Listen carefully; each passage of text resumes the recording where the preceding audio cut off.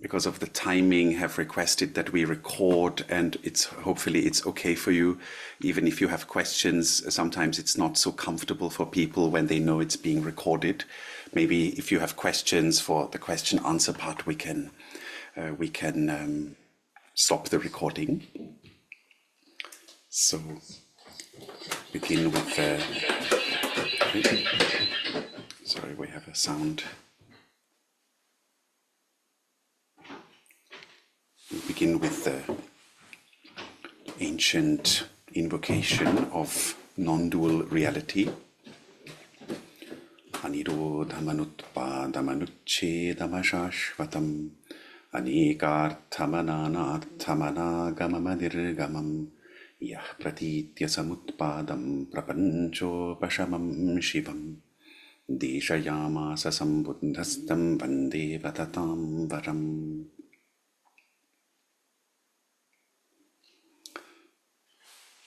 So Mount Kailash was a very challenging, really tough journey. It is not to be underestimated. I am usually of the nature of thinking, in Hindi we say chalega, it will all be easy and fine, but as we reached only 3,700 meters, I don't know exactly in feet, but we can use Google. Let's have this a bit funny and informal if it's okay for you. In feet, so that's 12,000 feet, 3,700 meters. I already realized that I was hugely wrong. This is going to be very tough because one sees that the breathing becomes difficult. And then, in any case, yeah, it's you can still hear in our voices. We are still having a cold, a very bad cold, and we don't get out of it so easily. And as Vidyabhaskarji already said, when we arrived there in Nielam in 3,700 meters, I thought, okay, I quickly hop down the stairs and get the luggage, and then I suddenly realized, oh my God, there is no air, no oxygen in the air. And then I slowed down very quickly. So we will begin by showing you, just so you have the complete overview, by showing you a map of Nepal and then Tibet, so you get an understanding of how this journey unfolds.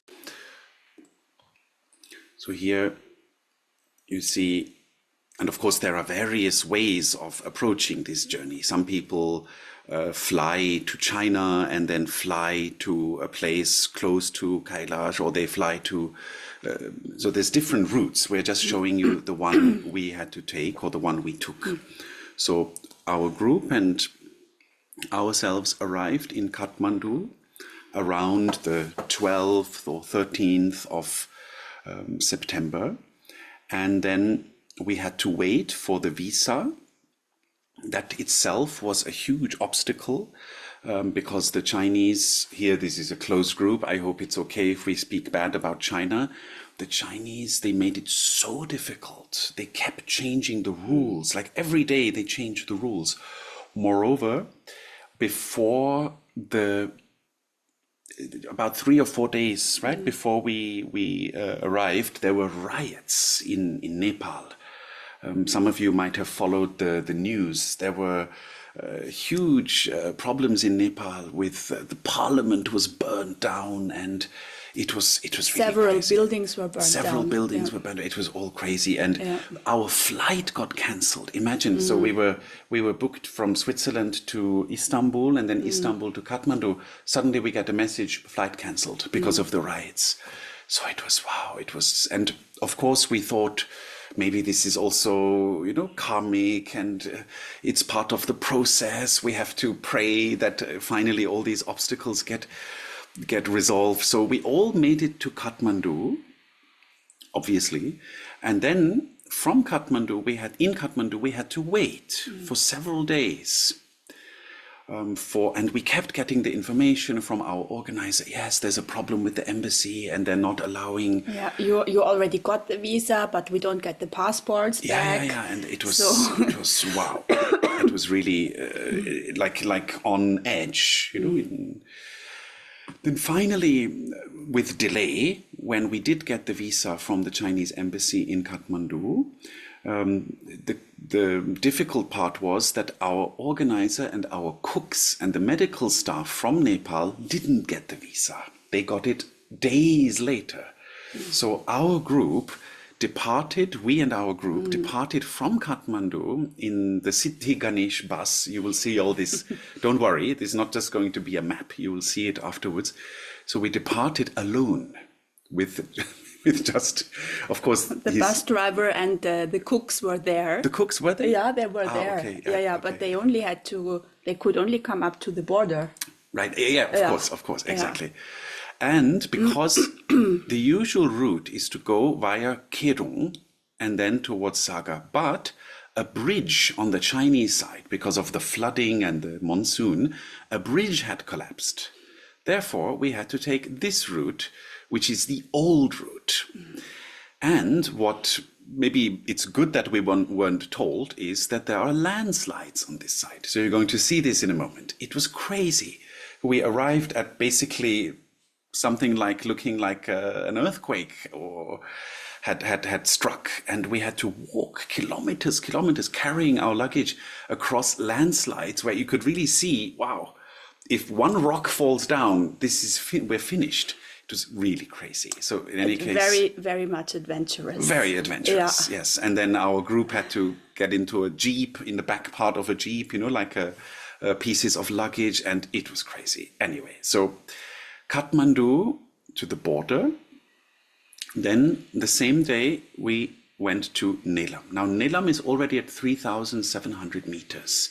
This is where, apart from all the landslides, where I realized, wow, this is going to be really difficult. Yeah. And when we arrived in the hotel, we were so glad there was oxygen possibilities in the room. So that means we were sure we would survive the night well. So we stayed here for 2 nights. Yeah, to acclimatize. And then took a little walk on the day, and it was wonderful, the sun. And when the moment the sun comes out, it's really warm actually. It's quite surprising. Moment the sun leaves, it's very cold. Then after 2 days, went to Saga. This was, I think, the best hotel we had. It was the Hotel Vienna. It sounds very modern, and it was in Saga. But as you can see, 4,640 meters. And this distance here, this is not a little jump. This is something like 500 kilometers. It's like really far. And you can imagine coming up and down with the bus, seeing the amazing landscape on the one side, but on the other side also constantly checking the oxygen, because we are climbing up quite fast. And after having realized the situation in Yelam already, so we were really very much aware of the health of our group. And we had some older participants. I think one lady is 68 years old, and interestingly, their oxygen levels was always better than ours, and everyone else's much better. So it's very surprising. I can tell very openly, mine was the worst, because I got a severe cold already in Kathmandu. So that was quite a deep dive in having trust. We stayed 1 night in Saga, or was it 2? No, it was one. One night. It was one, yeah, because we already at 4,600. Yes, you're right. And then we continued to acclimatize on the same altitude and went to Manasarovar, which is the sacred lake that is sweet water and is more kind of a round shape. And then next to it is the Rakshasthal, which is a saltwater lake and is considered to be kind of related to the Rakshasas, to Ravana, to kind of more demonic energy or negative, and this is the positive. And we stayed here at a wonderful hotel called Hot Spring. Really, really wonderful, with a view of Mount Kailash already, and continued to acclimatize. and then proceeded onwards to Darchen. Darchen is the place where the Kora or Parikrama of Mount Kailash begins. So we stayed 2 days in Darchen to continue to acclimatize and to adjust and to prepare. Yes, that's right. And then one goes to Yamadvara, which means the portal of death. So it is like entering the afterlife. It's like when we die, we go through a tunnel and then we enter a process of purification. And this is symbolized by going around Mount Kailash. So this is where the journey begins. And this is where the first day of the Kora stopped at Dirapuk. Most wonderful. Wow, it is directly behind Mount Kailash. You will see in the video and photos afterwards. And incredibly, to be there, it was worth all the physical difficulties. Yeah.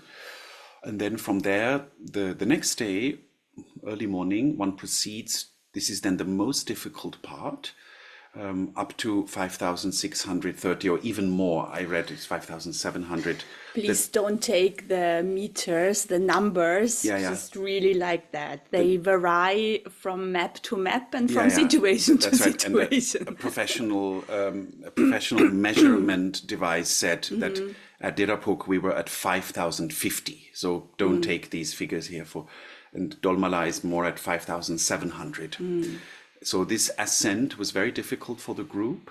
And we then reached this backside of Mount Kailash where all the sacred flags and all the divine mantras are engraved on the stones at this altitude. It's really, truly surreal. And there is the Gauri Kunda, which is Devi's lake.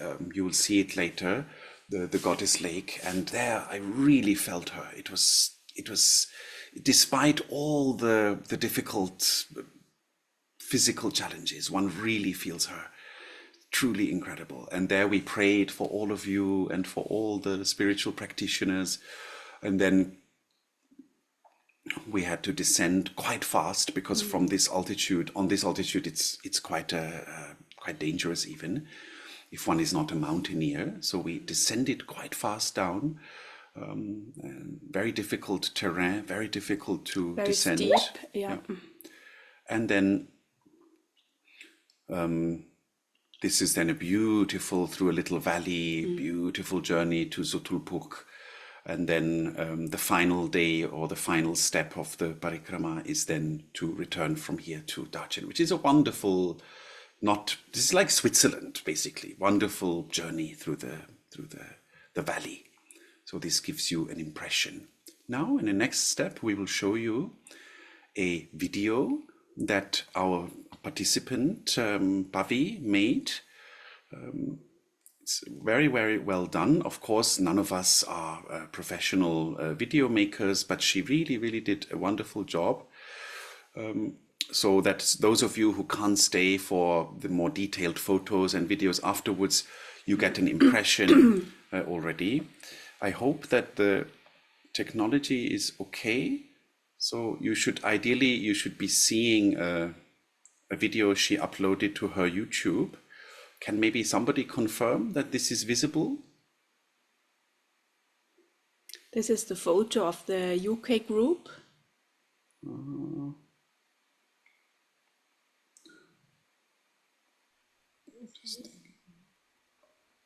Can you repeat, please? Yes, we can see that. Perfect. Okay. So we have to make sure that the audio is also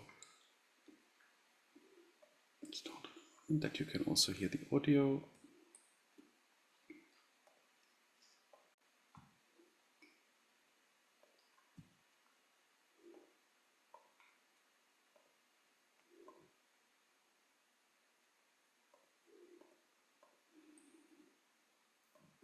The screen. Share sound. Okay. So now, yes.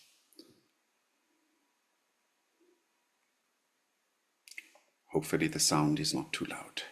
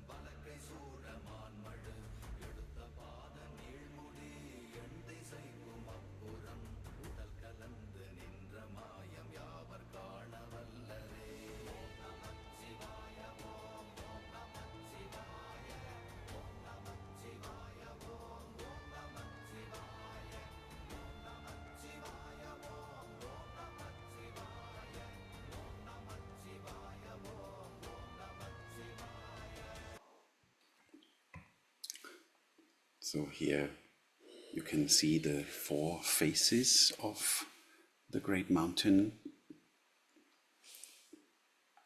The one that one sees first when arriving is the south face.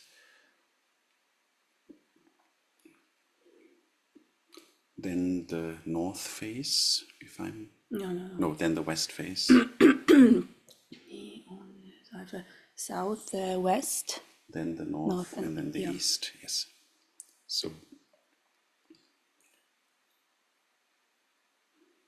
you have seen a short description of Pavi putting together wonderful videos. For those who are interested in doing such a journey themselves, it is worthwhile preparing better than we did, to do walks uphill and to do cardio training, but really not on our level, like 1,500 meters or even 2,000. This is really doesn't give the wished effect. You have to train really on the highest possible peak of your country nearby. Then you get the feeling of how your body adjusts in these different situations with the oxygen. This is really our biggest advice we can give. So now we will show you from the key moments some videos and photos. Then to add some explanation. So here you see the Baudhanath stupa, which is considered a wish-fulfilling stupa. It is one of the oldest stupas. Oh, I drew something instead of... Yeah, you can just click maybe on this one, or just select first. Sorry.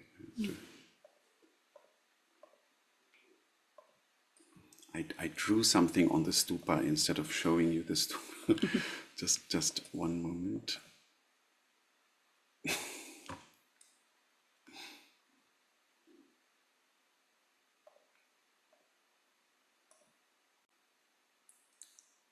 Okay, now, so here you see this very ancient stupa. It is really very old, and is very, very well known also. It's considered a wish-fulfilling stupa, where if one makes an aspiration or prayer in the presence of the stupa, it is said really to be fulfilled.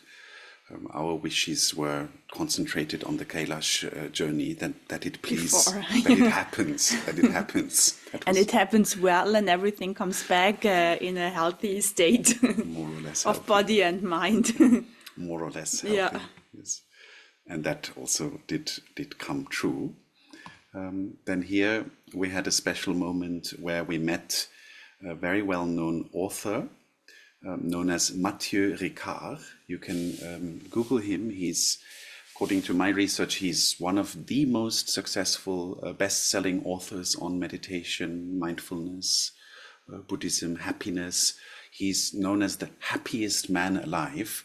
This is, of course, just a marketing title, but the reason is that scientists measured his brain under special conditions and proved that no shocking images or difficult images could affect his mind the same way that other people are usually affected when they see something shocking.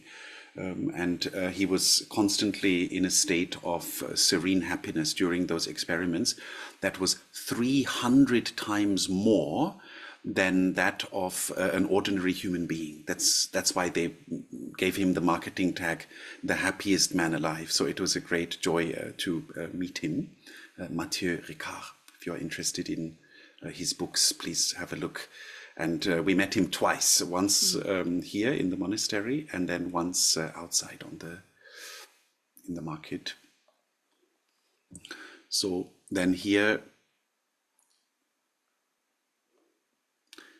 very interesting for those who don't know about this phenomenon. So the great yogis in the Himalayas, in special moments of meditative power and absorption, leave handprints in rock. So this was near the Vajrayogini temple in Kathmandu, near Kathmandu, where a yogi left a handprint in the rock. So we took photos and we placed our malas there, and it's a very special phenomenon. And this is found in several places in the Himalayas, from all the way from the Kashmir to Ladakh, and then Nepal and Bhutan, and of course Tibet itself also. It's a very, very interesting phenomenon. Sometimes also the footprints are left. That is something we also find actually in South India. In many ancient temples, there are some rocks where the footprint of a yogi or yogini is found. So it's an ancient Indo-Tibetan phenomenon, I think we could call it. So we were deeply blessed to encounter this ourselves. Then here you see our bus. This is early morning. This is the Siddhi Ganesh bus, means the Ganesha of accomplishment or of Siddhi, and it's a good name. And we felt we are protected, even though our own guides couldn't come along in Nepal because they didn't get the visa yet for Tibet, as we mentioned at the start. So it was quite adventurous. Then here,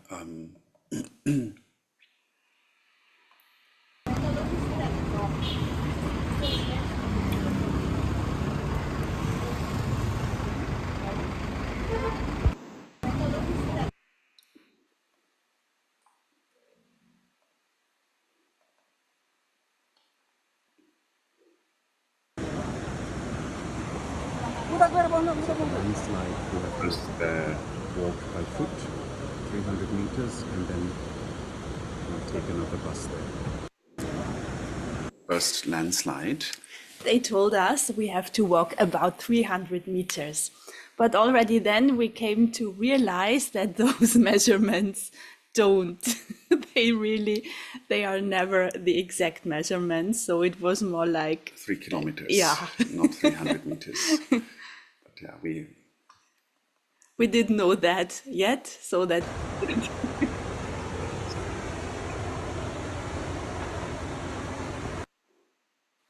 So here you see us walking. Yeah, this is a very dangerous landslide. And here I'll tell you a little story before we continue the videos.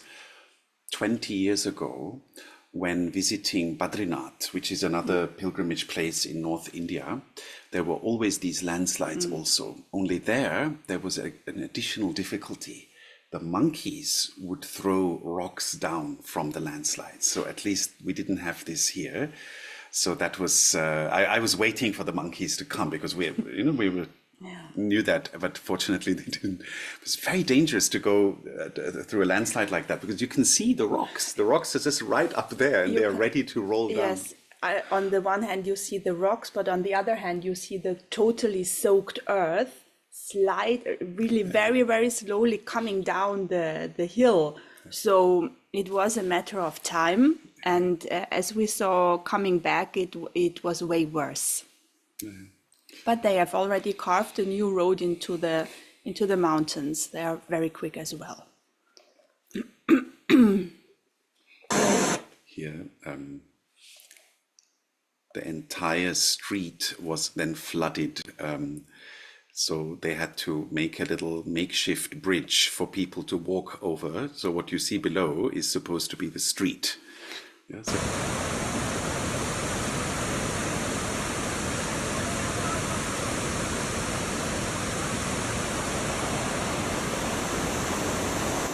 this is supposed to be the road. Yeah, so.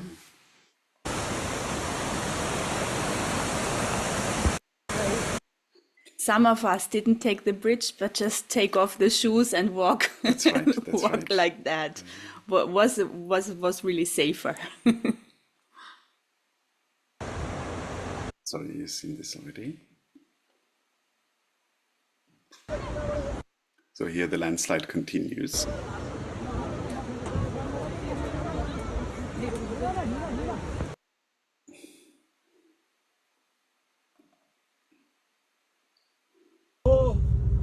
So now, at this point, we are already in Tibet. So we've crossed the border. There were some challenges at the border. As I mentioned at the beginning, it's okay, I think, to talk bad about the Chinese here. Very difficult people. So not all Chinese, I'm talking about the border agents. Yeah, Very about difficult police and customs. really make such a fuss about everything, and so as if it's really difficult. And we had to some of our participants, they even said their passports don't have biometric, even though it's not true, it was right there. And so a lot of difficulties, but then fortunately it finally it was a very long process. The cooks which accompanied us through the landslide, they had to, of course, wait at the border. They couldn't cross any further. And then we got some kind of agent who took us across the border. And then after crossing the border, we were assigned to the guide. So it was really a long and rather difficult process, having in mind that all our bags are carried by we don't know whom. And did they arrive or did they not? So we had to make sure all the bags which we took from Kathmandu would reach also in China. That was an additional challenge because there were so many people handing over our luggages, and so it was really at the end it was quite unsure if we had everything. And the second aspect is that the Chinese, due to the historical developments of the last decades, don't like religious things or spiritual things, actually. So it's kind of, one has to be a little bit low profile, and Very much low profile, yeah. Yeah, that was it was quite something. Then.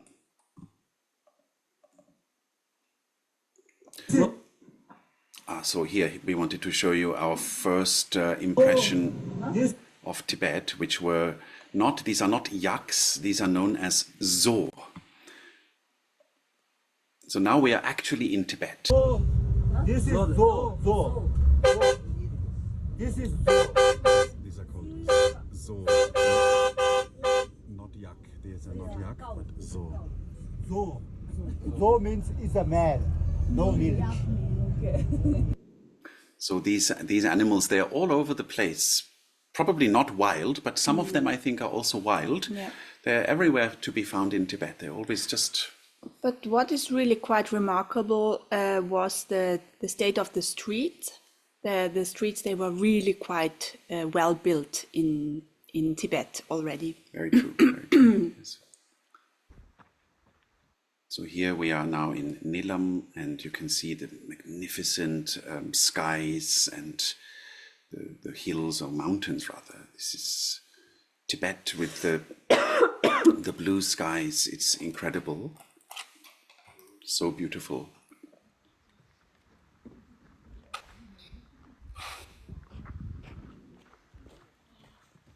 This is so warm.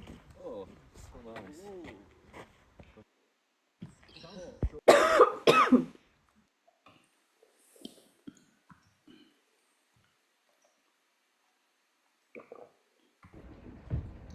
This is not yet the Manasarovar lake. This is called the Pelgu lake, which is the lake where Padmasambhava, the great Indian yogi and master, when he arrived in Tibet about 1,200 years ago, the yoginis and dakinis appeared from this lake and welcomed him in Tibet.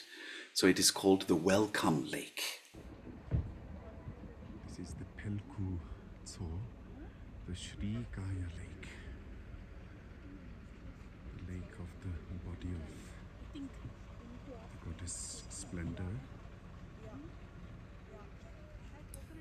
And it is said in Tibet that if this lake freezes, it is a very bad omen.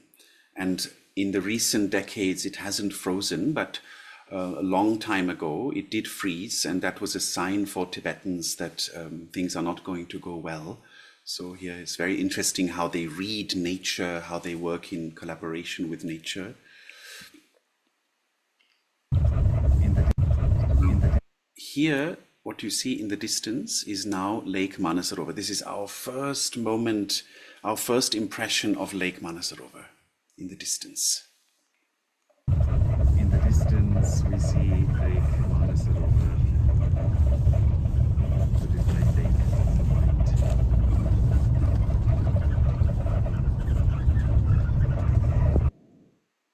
And then the next video is probably our favorite. This is the video where Mount Kailash becomes visible for the first time in the car. So it is like we were looking on the horizon and suddenly the first thing we saw is Kailash coming out. And fortunately we have it on video.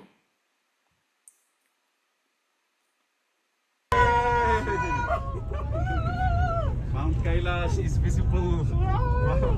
Yes, yes, yes. Wow. Wow, oh my God. Oh my.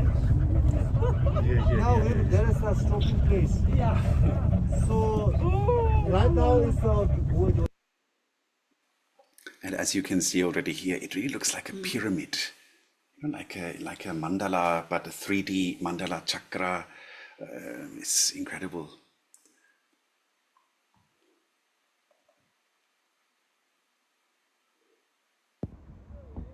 Now, Here, this is the Gandhamadana mountain, which is 7,000 meters height. It's actually higher than Mount Kailash, and below is the Manasarovar. On the other side is Kailash. with a more still camera, the whole view from Gandhamadana mountain, Manasa Sarovara, and then the magnificent Kailash.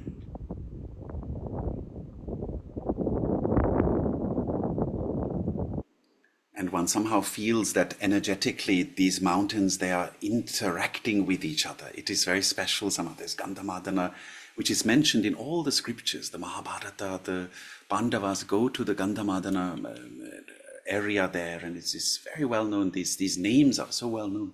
And one feels that energetically these places, yeah, it's like a divine geography.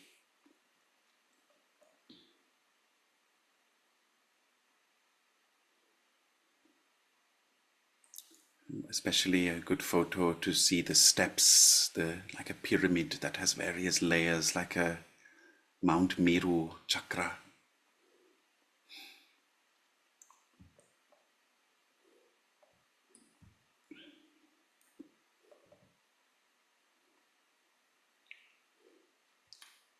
Here at 4,600 or so, doing a dance posture. Trying to do.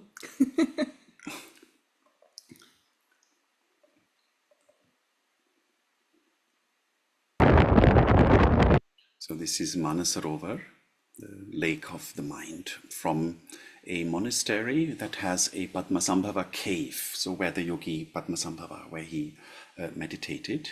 From this place, there is this.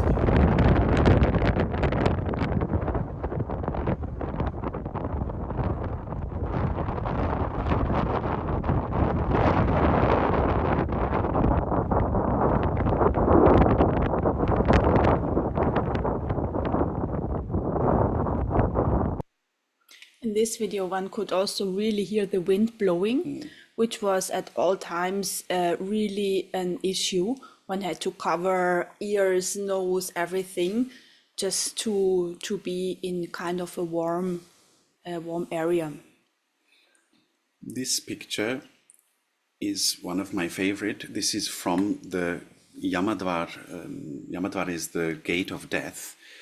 And he's so close, means the mountain is so close that one just feels it's just around the corner. It's very strange. One feels, oh, I could just go and touch it. It's so, yeah, and look at the details. It's so powerful. And just looking at the mountain is meditation.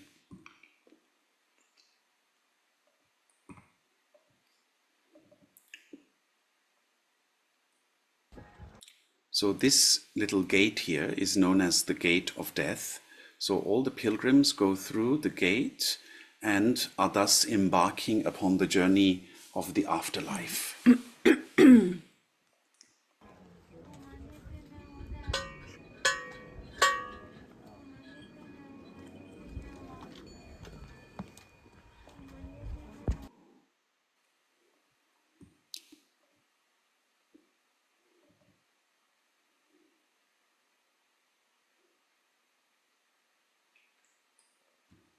Here the detail is incredible. And also from this side, one really feels, oh, one can simply touch the mountain. Oh, it's right there to touch. What was really very well captured is the shiny peak. One feels the ice at the top of the mountain. It's very thin, so that the sun shines almost through. So it was really, when we were there, it was really glowing.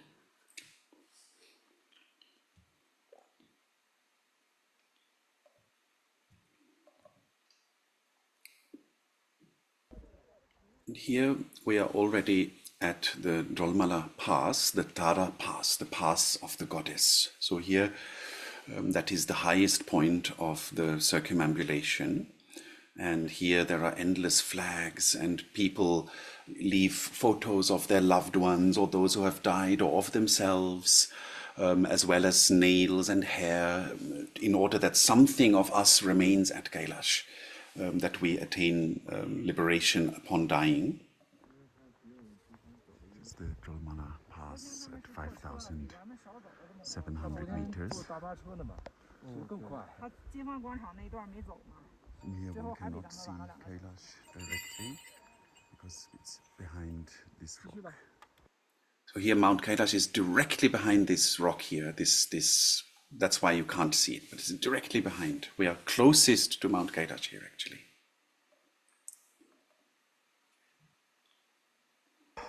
So here we offered prayers on everyone's behalf.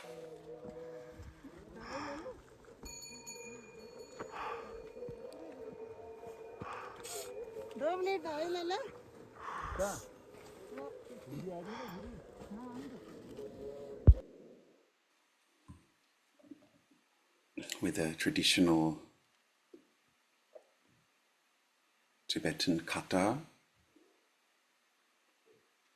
And we also put nails of our own body and our friends. And what is a practice there is as well to leave something of some clothes of you there. And they will, at some point of the year, they will collect it and give it to the poor.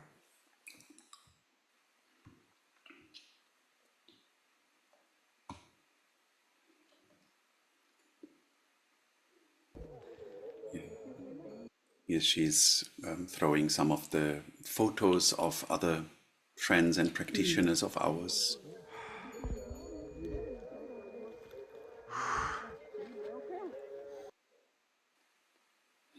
Then here, my favorite moment at the Drolmala Pass is when one sees the lake of the goddess.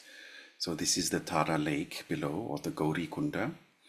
And here one really feels her presence. It's something truly, truly exceptional.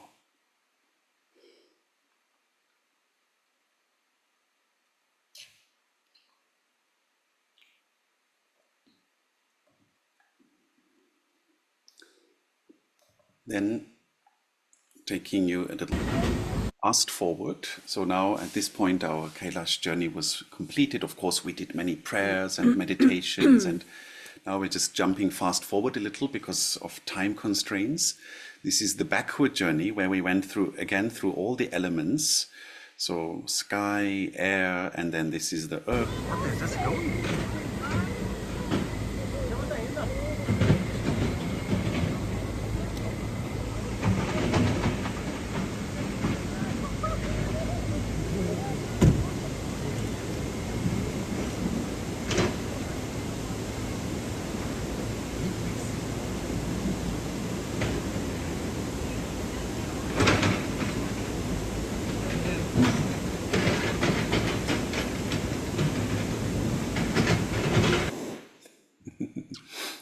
And then finally, also the element of water. Oh no, so here you still see earth. This is still how you see the landslide.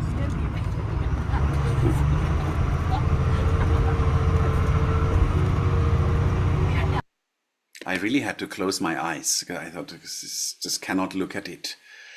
And then as we were returning to Kathmandu, we saw a beautiful rainbow. Oh no, this is in Switzerland. When we came back to Switzerland, sorry. This is the one in Kathmandu.